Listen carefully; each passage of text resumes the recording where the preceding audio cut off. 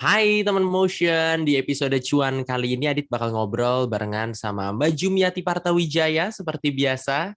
Kalau kita kan kemarin udah dijelasin nih ya perihal anak muda membeli properti. Sekarang Hmm. waktunya kita buat bahas soal persiapan membeli propertinya nih teman Motion. Sebelumnya, Hmm. untuk ngedengerin obrolan kali ini, kamu dong jangan lupa untuk follow dan kasih rating terbaik untuk podcast cuan di Spotify dan nyalain notifikasinya supaya kamu bisa terinfo setiap ada episode terbaru yang tayang setiap hari Senin, Rabu, dan Jumat. Teman Motion ngomongin soal beli rumah atau beli properti, ini kan proses yang bisa dikatakan gampang-gampang susah, GGS. Sebab dibutuhkan kemampuan analisis dan persiapan yang cukup matang nih, supaya kita bisa dapetin harga yang pas. Kalau kamu teman Motion, udah siap belum buat beli rumah? Kalau secara finansial udah, ada baiknya kita tetap harus ngegali sebanyak-banyaknya informasi terkait prosesnya. Mulai dari cari tahu berapa biaya awal yang harus disiapkan, pajak-pajaknya, sampai ngelakuin pengecekan terhadap lokasi dan lingkungan. Udah deh, langsung aja. Semua kekhawatiran kamu bakal kejawab di sini barengan Aditya Putra Dinata, yang bakal ngobrol sama Mbak Jumiati Partawijaya, Certified Financial Planner dan jurnalis kontan.co.id. Stay tune ya. Halo Mbak Jum. Halo Adit, apa kabar? Puji Tuhan dalam kondisi yang baik-baik aja. Mbak Jum gimana nih? COVID lagi naik banget lagi nih. Naik lagi ya. Ini Mm-mm. juga cuaca ya kadang hujan, kadang panas gitu ya. Kita bingung deh. Iya, cuaca juga lagi rada-rada gimana gitu ya, teman Motion ya. Oke nih, Mbak Jum, kita lagi pengen ngebahas soal persiapan beli properti gitu ya. Boleh dong di-share dulu mungkin sebagai basic knowledge kita, perbedaan beli properti yang wujudnya benda kayak rumah, apartemen, sama instrumen investasi lainnya tuh gimana sih Mbak Jum? Yang pasti itu beda ya karakternya ya. Kalau investasi atau mungkin beli properti gitu ya, dan beli Hmm, saham dan reksadana gitu, itu kan yang satu tuh kan paper istilahnya, ya, investasinya tuh kita nggak pegang, nggak lihat gitu kan. Maksudnya ya ada di account benar. aja gitu kan. Tapi kalau properti kan secara fisik ada dan kita bisa eh, tempatin malah gitu kan. Tapi kalau kalau bicara bahwa mana sih yang lebih susah gitu kan? Itu jaga beda yang harus di apa ya, yang harus di-highlight ya. Maksudnya beda yang harus kita pelajari gitu kan. Kalau misalnya saham kan yang kita pelajari mungkin laporan keuangan nih gitu kan. Terus kalau untuk fundamental ya, orang yang pengen lihat perusahaan-perusahaan itu secara fundamental ya laporan keuangan dong yang dilihat. Tapi kalau teknikal Yes. mungkin chart gitu yang dilihat. Kalau properti itu beda yang di-riset gitu kan. Yang di-riset mungkin eee, kita ngelihat pengembang-pengembang siapa sih yang bukan hype ya, mungkin yang udah terpercaya dari sekian lama bikin bikin apa namanya, properti. Biasanya sih kalau di sektor real gini ya, kalau misalnya properti gini, Hmm, pemainnya itu nggak banyak berubah. Jadi ya itu aja gitu itu kan. Nah, aja ya. jadi kita Heeh. bisa jadi kita bisa melihat track record mereka selama ini kayak gimana, bisa riset-riset, oh pernah ada kasus kayak atau apa. Nah, itu kita bisa lihat gitu.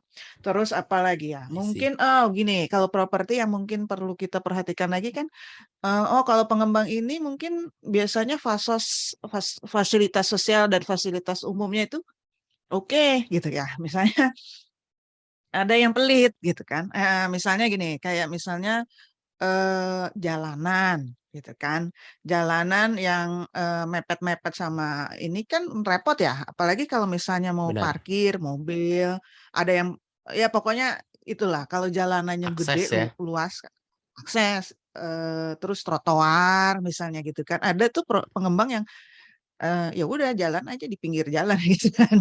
Ya yang di dalam rumah juga malas jalan akhirnya kan gitu kan. Nah, itu Benar. fasos, fasum kayak gitu kita lihat. Terus juga mungkin yang kita cek kalau kita beli rumah lagi nih, tahu nih kawasan-kawasan yang enak buat misalnya mau residensial ya, mau buat tinggal gitu Hmm. kan.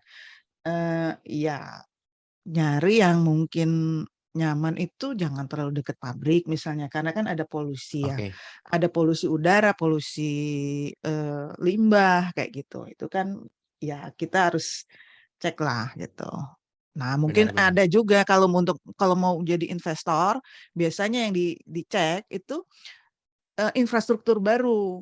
Kayak misalnya, oh mau Oh, bangun jalan tol dari sini ke sini. Wah, udah tuh. Kemarin aku udah ke future IKN, development udah berarti ya, rame. Mbak Jum ya? Betul, betul. Kemarin aku ke Oh, IKN, I see. wah udah rame itu kanan Wah, kiri. Jadi begitu begitu Pak Jokowi bilang ibu kota negara di sana, gitu kan, udah heeh. rame kanan kiri gitu kan.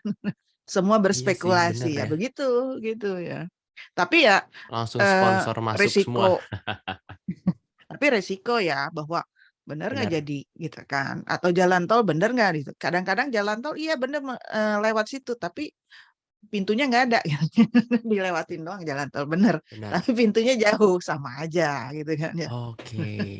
Iya sih, berarti nih Tuh. teman motion lagi dengerin sekarang kalau di wrap up sedikit sebenarnya yang pertama adalah memang kalau dibandingin sama reksadana, saham atau instrumen yang lain tuh properti nggak bisa apple to apple diaduin mana yang lebih baik, mana yang lebih jelek gitu nggak bisa gitu ya. Karena itu adalah Mm, bagian dari jenis-jenis instrumen investasi. Sebelumnya juga tadi Mbak Jum udah sempat dikasih tahu ke teman motion pertimbangan-pertimbangan yang harus kita lakuin deh at least kalau mau beli properti. Nah, masalahnya gini Mbak Jum, kadang-kadang gitu ya, mm, kan ketika kita mm, mau beli rumah pertama, first home buyer nih, anak muda zaman sekarang, kita ketemu sama mm, developer, ya mm, kan, banyak banget tuh orang-orangnya.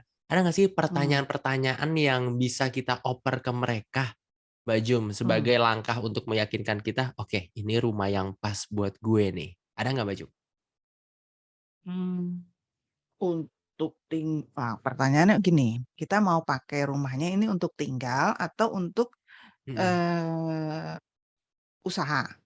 Jadi kan bisa aja Oke, bisa aja kita karyawan atau mungkin pengen jadi benar. pengusaha ya gitu kan, bikin warung kayak bikin apa ya. Mm-mm. Nah, itu beda gitu kan.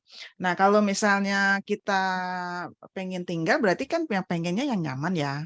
Fasilitas Benar. umum dan sosialnya sebagus-bagusnya gitu kan supaya nanti Mm-mm. kalau kita tinggal bisa olahraga, bisa senang-senang lah ya gitu kan. Nggak Iya nggak sih. stres pulang ke rumah tutup pintu udah nguplek di gitu. Tapi kalau ada ini kan rumahnya bisa jadi home gitu kan enak gitu Benar.